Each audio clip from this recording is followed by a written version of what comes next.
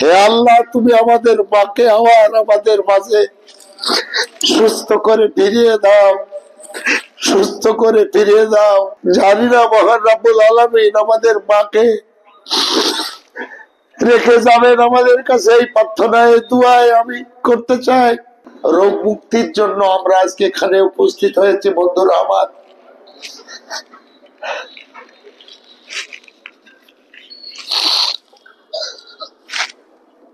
আপনারা যারা বিএনপি করেন তারা এখানে উপস্থিত হয়েছেন আপনাদের প্রাণের টানে, ভালোবাসার টানে।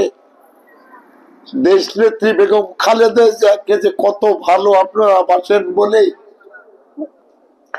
এই শীতের মধ্যে ডাকার সাথে সাথে আপনারা এতগুলা মানুষ আমাদের মায়ের রোগ মুক্তি কামনার জন্য মহান রব্বুল আলামিনের কাছে প্রার্থনার উদ্দেশ্যে দয়াময়ের কাছে বলতে এসেছেন, হে আল্লাহ, তুমি আমাদের মাকে আবার আমাদের মাঝে সুস্থ করে ফিরিয়ে দাও, সুস্থ করে ফিরিয়ে দাও।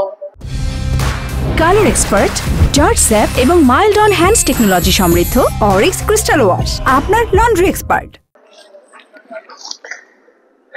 তাই আমি কথা বাড়াতে চাচ্ছি না,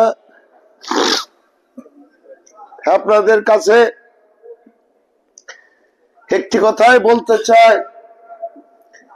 আপনারা নিজেরা অনেক চড়াই উতরাই পার করে আজকে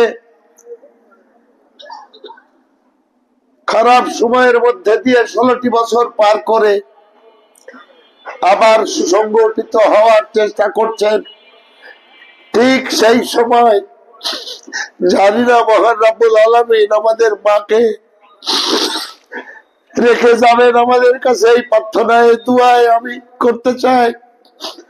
আপনারা রব্বুল আলামিনের কাছে এই প্রার্থনা করবেন।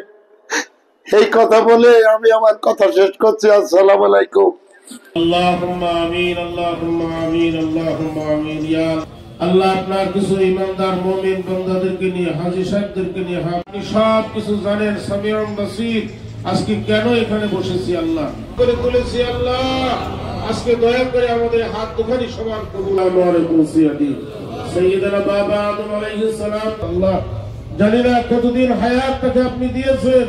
ইয়া আল্লাহ, হায়াত এখানে বা ঈমান কবরে তামামের রূহের হাদিয়াগুলো দেশের স্বাধীনতার মহান একজন ঘোষক ছিলেন। আল্লাহ তার পরিবার টুকরা সন্তান আরাফাত রহমান কোকো সহ তার পরিবার, লা ইলাহা ইল্লাল্লাহ মুহাম্মাদ।